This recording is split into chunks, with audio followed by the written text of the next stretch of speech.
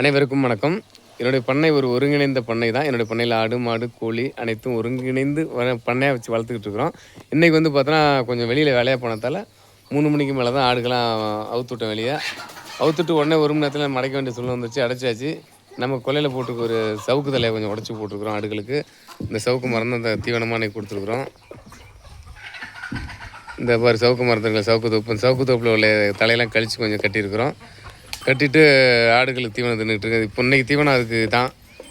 அடுத்த மாடுகளுக்கு தீவனம் நம்ம தான் அறுத்து விடணும். அந்த கண்ணுக்குட்டி ரெண்டும் கடை நிற்கிது. அதுக்கப்புறம் என்னென்னு பார்த்தா ஒரு ஸ்பெஷல் இன்றைக்கி ஒரு விஷயம். என்னப்பா ஸ்பெஷல் இன்றைக்கி? உண்டியில் காசு போட போகிறீங்களா? காசு போட்டு ரொம்ப நாளாச்சு உண்டியில். எவ்வளோ போடுறீங்க? ஆளுக்கு எவ்வளோ போடுறீங்க காமிங்க. ஏழு ஐநூறுரூவா போடுறோம். இது வந்து 1 லட்ச ரூபாய்க்கு உண்டான உண்டியல் இது. இந்த உண்டியில் கண்டிப்பாக நிரப்பின்னு சொல்லி ரொம்ப ஆர்வமாக நான் நிரப்பிட்டுருக்கோம். இப்போ இடையில கொஞ்சம் கஷ்டமாக ஏற்பட்டு போச்சு. அதனால் கொஞ்சம் உண்டியில் சரியாக காசு போடுவோம். இனி வருங்கள்லாம் தொடர்ந்து போடுவோம். போடுங்க மணி.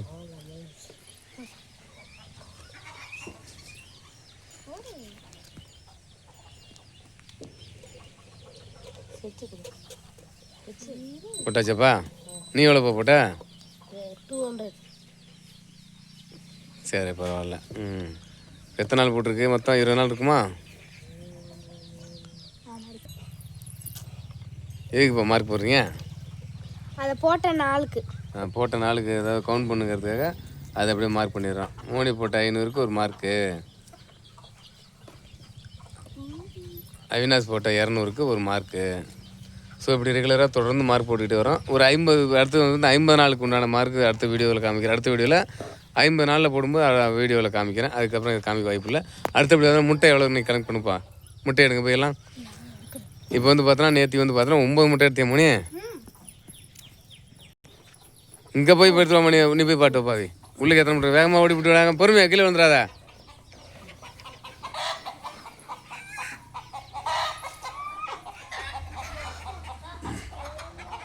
இதில் கூண்டில் பாருப்பா.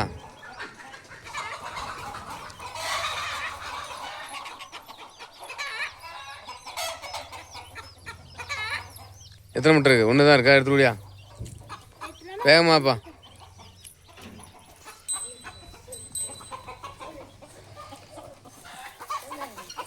போங்க. கூண்டில் முட்டையெல்லாம் போய் கலெக்ட் பண்ணுங்கள்.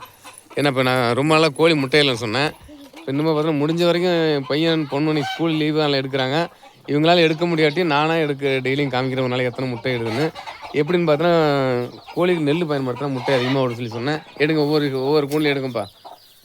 அது அடையில் இல்லாத கோழியை தூக்கி விடுங்கப்பா. தான் அது அடையில் இல்லாத கோழி முட்டையிட்டு இருக்கும். அதில் எத்தனை முட்டை இருக்கு பாருங்க. ஓரமான மணி எடுப்பா. 6 முட்டை இருக்குதுல. காமி. இதில் 3 6 முட்டை. அடுத்து எடுங்க. எடுமணி. அந்த கோழியை தூக்கி கீழே விட்டுருப்பா. அது வந்து அடையில் இல்லை. அதில் ஃப்ரெஷ்ஷான முட்டை இருக்கும். அதில் கீழே எடுத்து விடுங்க. தூக்கி விடு. கோழியெல்லாம் தூக்குப்பா. எடுமணி. இன்னொரு மணி 2 முட்டை எடுக்கட்டும். இருக்க முட்டை அதில். முட்டை எத்தனை முட்டை எடுத்துருங்க பாருங்கள். இன்னும் முட்டை இருக்கா? நாளைக்கு வந்து பார்த்தோன்னா இன்னும் 2 ட்ரே கட்டி தொங்கணுப்பா. இல்லை அங்கே ட்ரே கிடக்கல. அங்கே இன்னும் 2 அங்கே ட்ரே கிடக்கா 2. அதை எடுத்து நாளைக்கு கட்டி விடுங்க. அதில் 10 முட்டை இருக்கு. எடுத்து என்னங்க 6 காட்டு மணி. இன்றைக்கி 10 முட்டை வச்சு நேற்று வந்து 9 முட்டை தான் கலெக்ட் பண்ணோம். இன்றைக்கி 10 முட்டையை கலெக்ட் பண்ணியிருக்கோம். 10 முட்டை எடுத்துருக்குறோம். உண்டியில் காசு போட்டு அதே திருப்தியில் ஒரு 10 முட்டையை நமக்கு இன்றைக்கி எடுத்துருக்குறோம். இப்படி முட்டை ரெகுலராக எடுத்த முட்டையில் நம்ம வந்து பார்த்தோன்னா இந்த பேட்ச் தான் கோழி பண்ணையில் எடுத்த முட்டையை பூரா இந்த பேட்ச் தான் ஃப்ரிட்ஜில் சேர்த்து வச்சுட்ருக்கோம். இது வரைக்கும் உள்ள நேரத்தில் வந்து நம்ம ஃப்ரிட்ஜில் சேர்த்து வைக்கல. நம்ம பாட்டு ஒரு டப்பா வழியாக சேர்த்து வைப்போம். இப்போ தான் முதல் முறை ஃப்ரிட்ஜில் சேர்த்து வைக்கிறேன். என்ன காரணம் பார்த்தோன்னா ஃப்ரிட்ஜில் சேர்த்து வச்சா முட்டை கூழ் இல்லாமல் பத்திரமா எடுத்த முட்டையை பூரா அப்படியே அடையில் படுத்துடலாம், அடை வச்சிடலாங்கிற ஒரு நம்பிக்கையில் வச்சுருக்குறோம். நம்ம இப்போ இங்கேயே குடி வந்துட்டோம். வீடு இங்கே தான் வீடு கட்டல. ஒரு கோழி பண்ணை தான் இருந்துச்சு. இந்த கோழி பண்ணையில் வீடாக்கி அதில் குடி வந்துட்டுருக்கோம். இப்போ இந்த நம்ம பண்ணையோட வீடு எப்படி சொல்லி நம்ம இன்னொரு வீடியோவில் காமிக்கிறேன். பண்ணை வீடு எப்படின்னு காமிக்கலாம்னு சொல்லி நாளைக்கே காமிக்கிறேன். லேட்டாக காமிக்கிறேன். இல்லைண்ணா நவருங்கப்பா. நவரு மணி நவரு.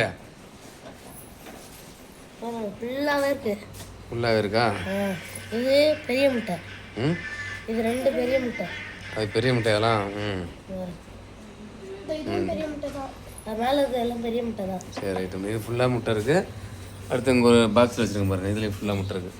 இந்த பேஜில் எத்தனை முட்டை இருந்தாலும் எல்லா முட்டையும் ஒரே நேரத்தில் எல்லா கோழியும் அடை வைக்கிறோம். இந்த பேஜில் ஒரே நேரத்தில் அடை வச்சு எவ்வளோ குஞ்சு பொறிக்க வைக்க போகணும்னு பார்க்குறேன்.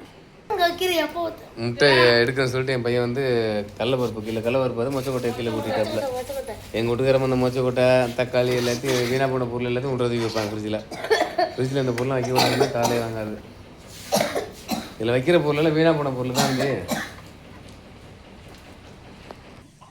பண்ணையில் கோழிகளுக்கு நெல் கொடுத்து பாருங்கள். கண்டிப்பாக முட்டையிடும் தன்மை கண்டிப்பாக மாறுபடுது. அதில் எந்த மாற்று கருத்து இல்லை. அடுத்த வீடியோ பதில் ஒரு நல்ல தகவலை சந்திக்கிறேன். நன்றி, வணக்கம்.